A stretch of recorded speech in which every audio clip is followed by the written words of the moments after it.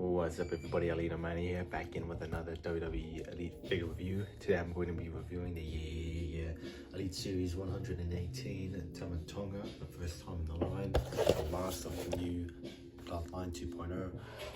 Did not review the Stardust card because that figure is just trash. So yeah, I got the Jacob, the Tonga Loa, and the Tama. So without further ado, let's just get straight into it, shall we? So unfortunately for Tama Tonga, his accessory, he doesn't come with much. He has two pointing hands and a microphone or accessory holding hand. He comes packaged in with the right pointing wheel one hand on his right arm. For the left arm, he comes with the mic holding hand, and for the vest, it comes on with the figure, but I like to count it as an accessory because it is removable. And unfortunately, I'm not sure and why they did this. They put the plugs on the front instead of on the back, because the Tonga Loa one looks a lot better. Now I'm not going to put it on this figure because it doesn't match the figure, but I will say that it does fit nicely, but I actually prefer him without the vest, if that makes sense. And I'll be getting more to the figure actually now that alright, so for this figure, it is pretty good. It is not really perfect. I have a lot of cons personally, even though Tama Tonga is my favorite member of this new bloodline, aside from Jacob Fatu. First thing you'll notice is that he has the Austin Theory and Tyler Bate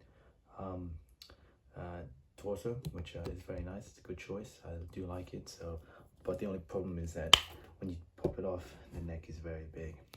And not even the neck peg, the actual neck mold. A closer look at the head scan, it's alright. There's a bit of a forehead there, especially on the side. I'll tell you what, his head scan, or his forehead is not that big. And I think I'm one of the unluckier ones because as you can see, if we'll focus, the fading and the beard isn't completely painted on. Well, it's not as bad as Jacob Fatu, but you know, I'm just picky like that. And again, the forehead is just, wow, it's just really massive. And the eyes as well, if we'll focus. Which it's not going to, but yeah, it's not completely printed correctly, or it's got that weird ghost looking eyes, like Finn Balor and Daniel Bryan have. And you know, that's just me, I guess. Far away, it doesn't look too bad. It still doesn't look like Tama Tonga completely, but I do like the haircut. And for the overall aesthetic of the figure, it is pretty much, so excluding the torso, the crotch piece and legs and head, these are just reused parts. Like so these, like I said, this is a Tyler Bate body with the arms and hands as well, because he also had the pointing hands as well. The legs are new, I believe so. They are on ball joints, so they do move around relatively fine for now. It is still stiff on mine. Same with the legs, they are pinless, so they are like the Aiden English legs, but if they are on ball joints and if they were pinless. And the boots as well are new. It's on that crappy new boot mold, which again I don't mind, but at the same time I kind of do because I don't like the new style of articulation of boots. But yeah, it's he's got little lines all over his pants, which are fine, but his pants or legs look really lanky, and I don't know what's wrong with it. I'm surprised they didn't do a complete reuse of Austin Theory. Like I'll just show an example. So I'm surprised they didn't use a completely reuse this Austin Theory. I know he has big arms because I switched it out. But I reckon they should have given him these legs, because that would be a really sick figure. Like, I don't know what to call this, like Tama Tonga Theory, but either way, imagine this formula on Tama Tonga. It actually works really well. If you can see the vision, it's got the bigger, thicker legs, whereas here he's really lanky looking, and the arms are, you know, the arms for me are fine, but a lot of people were complaining that it's on the smaller side. You know, they could make it in between beefy and like slender, you know, that would be perfect. But yeah, can you like see the vision? You can see the with this body, but again, this one isn't too bad for now. I do like what I'm seeing, and it does pose around pretty nicely for a Tama. This is his first ever elite, so I can't complain too much. But yeah, speaking of the articulation, we'll be getting more into that right about now. Alright, so for the articulation, it's pretty standard, nothing special. Well, it's pretty limited to be honest, but he's got an ankle rocker that goes all the way around because of the new, it won't be so new after this year or after this review, but because of the new ankle rocker rotation, he's got a foot hinge that goes that far back, that far forward, which is actually pretty good, and mine's actually pretty stiff, so I actually like that. He's got a full boot rotation at the up to the shin, which is pretty tight on mine.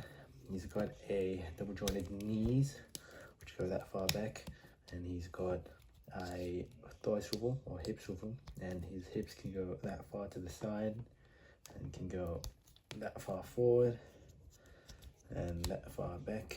And his swivel, he's got a waist swivel that goes all the way around, which is pretty good. He's got a ab crunch that goes that far forward, that far back, which is also, it's all right. It goes a lot more back for some reason. He's got an arm swivel that goes all the way around, arm hinge that goes that far up, thigh swivel, bicep swivel that goes all the way around, and a double jointed elbows, and a hinge at the wrist and a swivel at the hand. And his head can't look that far up, but can look a lot more down than he can because of the way it's like the head is sculpted, and can kind of tilt and can look all the way around. So yeah, here he is with my custom Jacob Fatu. Here he is with Jey Uso. Here he is with Jimmy Uso. Here he is with Jimmy Uso. Here he is with Jey Uso. Here he is with Paul Heyman. Here he is with Roman Reigns in the promo attire. Here he is with Roman Reigns. Here he is with the War Games Roman Reigns. Here he is with the War Games Solo Sikoa. Here he is with Solo Sikoa. Here he is with Austin Theory. Here he is with Jacob Fatu. Here he is with Tonga. Getting into some tag team comparisons, here they are, the Gorillas of Destiny with the Dudley Boys, another pair of brothers. Here are the Good Brothers with the Samoan Brothers. Here they are with Kevin Owens and Sami Zayn. Here they are with the Street Profits. Here they are with the Undisputed Era. And here they are with some members or leaders of the Bullet Club. It's all around a pretty mid figure, but I do like it because it's Tama Tonga, and I'm a pretty big Tama Tonga fan right about now. Only because of the the stuff, and I can't lie, and this figure was actually pretty hard to find. I see a lot of these listings on eBay going out, like selling out like really fast because they are sell out. Like Tama Tonga is a sought after character, I guess, because of the stuff, I guess. But it's a harder figure to find, so go ahead and find it. I was lucky enough to find one before it went out of stock again. I'm just happy to finally complete the Bloodline, or the Timu Bloodline, or the Bloodline 2.0, or whatever. But I'm just happy to have Tama Tonga in my collection, and he looks pretty cool in this photo, this pose, and the head scan doesn't look too bad right now. But yeah, that's a bit about much, and pretty much it for my review of this figure. And I'll thank you guys so much for watching this video and review, and yeah, just bye bye.